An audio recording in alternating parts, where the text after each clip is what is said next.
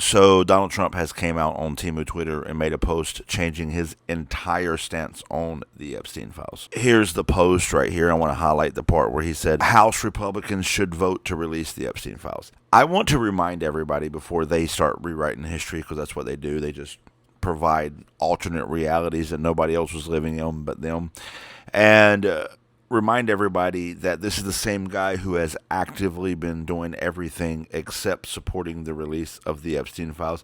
He called 2 Congress people into his office just a few days ago to try to get them to change their vote from yes to no on the discharge petition. He instructed Mike Johnson to send Congress home for 3 weeks straight with no votes, rather than allow them to vote on the Epstein files. He instructed Mike Johnson to not swear in Adelita Grijalva so that she couldn't be the 218th signature on the discharge petition. He instructed Mike Johnson to keep the government closed as long as possible so that they could avoid releasing the Epstein files. He has called them the Democratic hoax. He said they're not even real.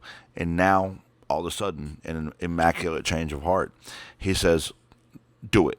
Vote to release them so we can move on. That can only mean one thing and one thing only.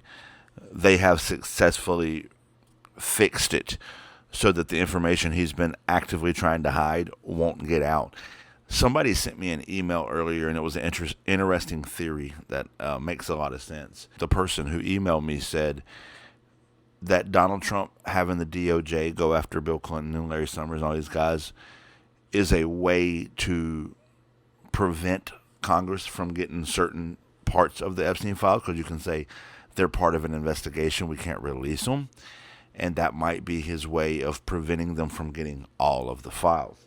Also, they could have just destroyed, damaged, changed, redacted them too, because they've had like 11 months to do it at this point. But anyway, don't worry, MAGA's going to pull up and say, ha ha, see, Donald Trump totally supports releasing the files. He's obviously not in it. They won't look at it like he spent the last 11 months blocking it, because MAGA's stupid.